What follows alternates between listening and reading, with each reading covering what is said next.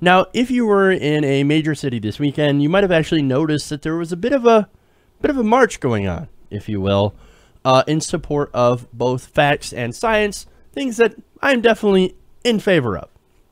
Now, cities all over the nation have held similar marches with numbers that ranged into at least 100,000 people. Okay, and again, these are preliminary numbers from a handful of cities.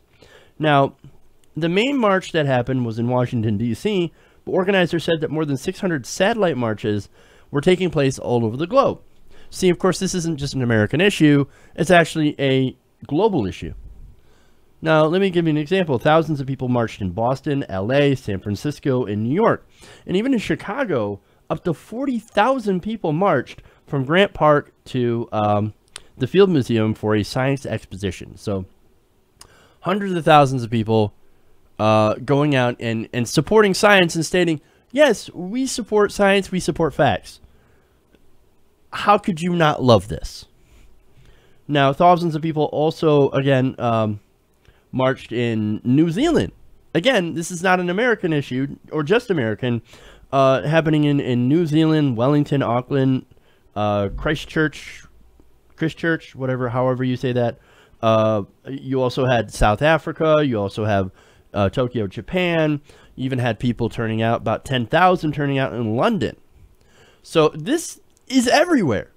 Now, it turns out people actually like facts, people actually like science, and now they're not afraid to go out and say, hey, you know what?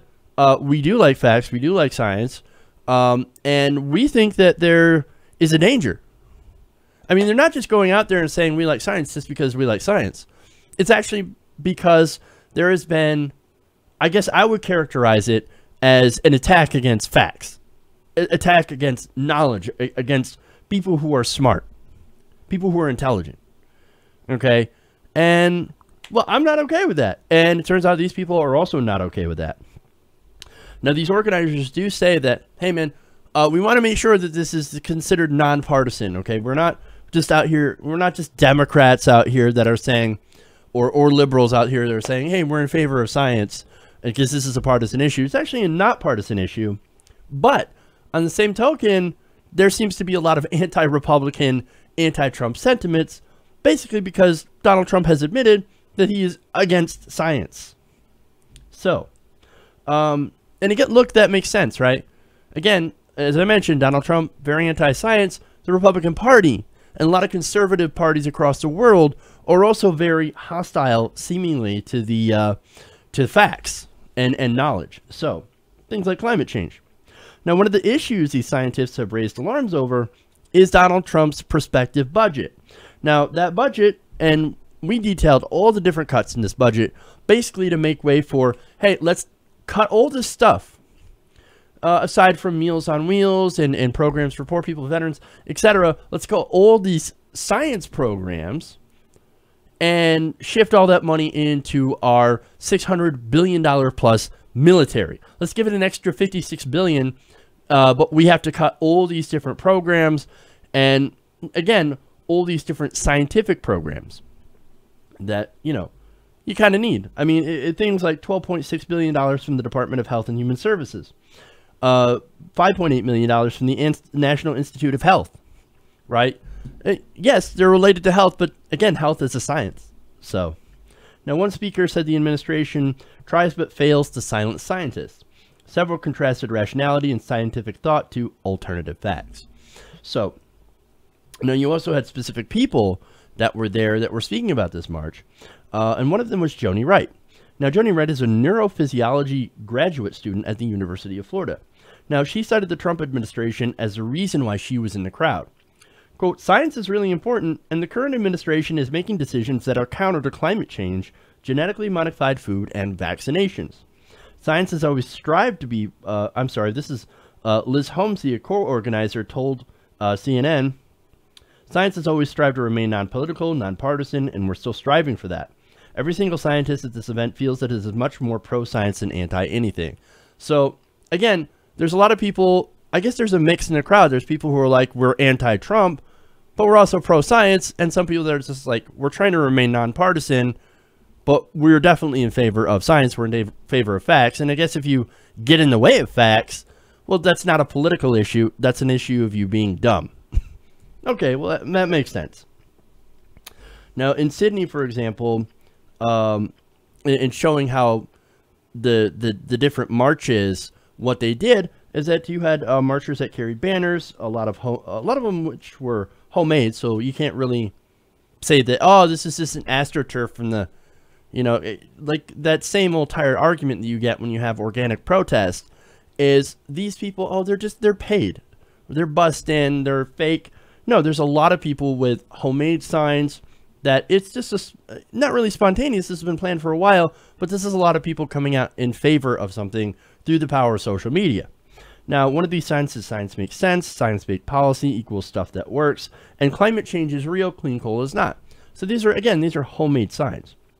Now, another sign displayed the message, government, stop ignoring inconvenient science. So look, I said that this bill is nonpartisan, but really, in my opinion, I think it is very partisan. Because do you know who's been going after science? Generally, it's conservatives that tend to go after science. And a lot of the marchers, I think, seem to know this. Now, for example, you have David Johnson, a doctoral student in London, said he was marching because he felt climate change was being sidelined by the U.S. administration and that science itself was being demonized by the Republicans. Now, another London marcher, 24-year-old student Rachel Denley Bowers, said science was important and that the budget cuts from the Republicans affected research. Now, you also have Roger Morris, a professor at molecular neurobiology at King's College London, saying, quote, these marches are brilliant, spontaneous global response led by young scientists empowered by social media. Being aware of the global challenges that are needed to be addressed in their world is to have a civilized, sustainable future. Insular populist politics, which have temporarily triumphed in the US and UK, need to be balanced by the broader vision of youth. Now, again, he speaks to, of course, the so-called right-wing populism from people like Theresa May, UKIP, and of course, here in America, the alt-right and Donald Trump. Now, I really don't think you can call him a populist, though. You know why? Well, look, you know what's popular? Turns out science is actually popular. And Donald Trump, he's shown that he is not in favor of science. In fact, according to a 2014 Pew Research Center survey, 79% of Americans think science has made their lives better and easier. More than 60% of people also believe that government funding for science is essential to its success. And these people, the American people, are willing to pay for scientific advancement. Especially when, and this is very interesting, that same survey found that the average American grossly overestimates how much we actually spend on science. We spend about 1.6% of the budget on all of our different scientific programs combined. 1.6% of the budget, that's in 2014 numbers. Okay. Now, unfortunately, most Americans don't seem to know that because nobody talks about it. All that you hear are politicians talking about how wasteful programs, these controversial wasteful programs. We're studying the mating habits of some, bug or something. Who cares? Who cares? We're wasting all this money on ridiculous projects. But really, taken in context, 1.6% of the budget, that's how much we spend on all these scientific endeavors, even the controversial ones that a lot of people don't really care about. They're not spending billions and billions and billions of dollars. I mean, let me give you some numbers here.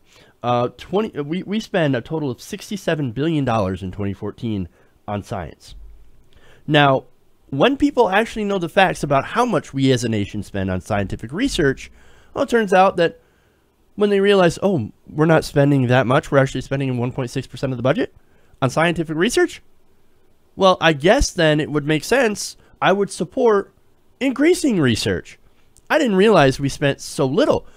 Some people polled thought that we spent a full quarter of our budget on scientific research. No, we wish, right? Sometimes we wish. Maybe then Washington would actually maybe make some better choices in policy. But no, we don't. And again, it's the media, it's politicians pushing narratives that make the American people think that we're spending more than we actually are. And again, it's in order to push a point. Now, what's more is that the support for science. Oh, I'm sorry. One thing that I do want to mention, when asked, like, how many people would support increasing funding for science, about 60% said absolutely. So yes, let's increase research in funding for our research. Okay, that's an increase. Now, what's more is the support for science was present in Democrats and Republicans alike. So it's not really the American people that are against scientific research. When people are properly educated and they know the facts, they generally go with, hey, let's do more science, let's do more research, let's make sure that we're actually spending money on some of these important institutes, some of these important projects, programs. So, and you notice the people who are against that, well, those are the politicians. The politicians that are funded by groups that are opposed to scientific research, especially when it comes to the big thing, climate change. Now, you've got those politicians, and you also have groups well, I should say different groups that peddle pseudoscience or just flat out science denial. So in order to push a certain narrative to the American people to get through their policy. Now, the narrative, of course, is that look, man, we got to cut funding to science because we can't afford science. But as I just showed you, we have more than enough money, and what we spend right now is a very, very small fraction of our budget. Okay. Now, you have a quote. I have a quote here from Catherine Matheson, who's chief executive of the British Science Association. Now, she said that these marches, she hoped that they would be a catalyst for people to think about the role science plays in their lives and a chance for scientists to demonstrate the public benefit of their work. Quote, protecting the government's investment in science, particularly when that includes funding for public engagement, is incredibly important. Science is not just for scientists, and I believe that's all of us, whether we work in the lab or not, should have a voice in its future. And thankfully, a lot of Americans, this resonates with a great number of people. Now, let me, again, look, we're going to spend, Trump wants to spend in his budget $54 billion to increase defense spending. And again, a lot of these scientific programs are things that are going to be cut. Now, this would, of course, according to U.S. scientists, they say they fear such a plan would have a major impact on research and science-based policy, as well as undermine the importance of science in society and limit future innovation. To that, of course, some of these conservatives and people who would profit from being anti-science are like, yes, let's spend more money on defense, less money on science, less money on facts, because the dumber people are, the better off we are, the more profit we're going to make. And that's exactly the whole plot. That's the plan here. But still, March honorary co-chair Lydia Villa-Komarov said ahead of the event, this might have been ignited by Trump, but it's not just about Trump.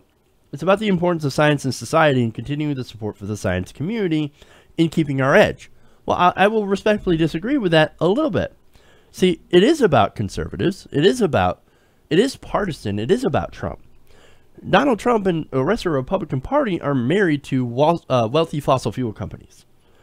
They're also married to wealthy pharmaceutical companies that will push, for example, pseudoscience about the benefits of marijuana. They will say that marijuana has no benefit. Why don't you take our synthetic marijuana instead that we're going to charge a lot for? No, there happens to be a better alternative to synthetic marijuana. It's called real marijuana. I'm just saying. Now, again, these pharmaceutical companies, they will push that. Now, there will also, on the other side, there are companies that will push fake natural cures in order to make an extra dollar. And those people go against vaccines, for example. So you've got it on both sides, and they all have one thing in common. They're trying to scam you in order to make some money.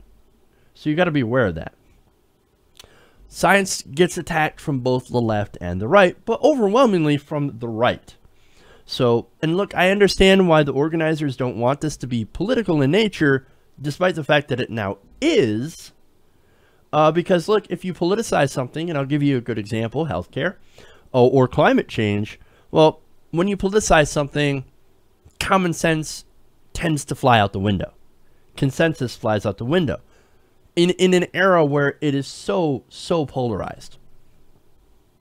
Which is why, of course, politicians and media figures and wealthy special interests want to make this politicized, make it a right versus left issue.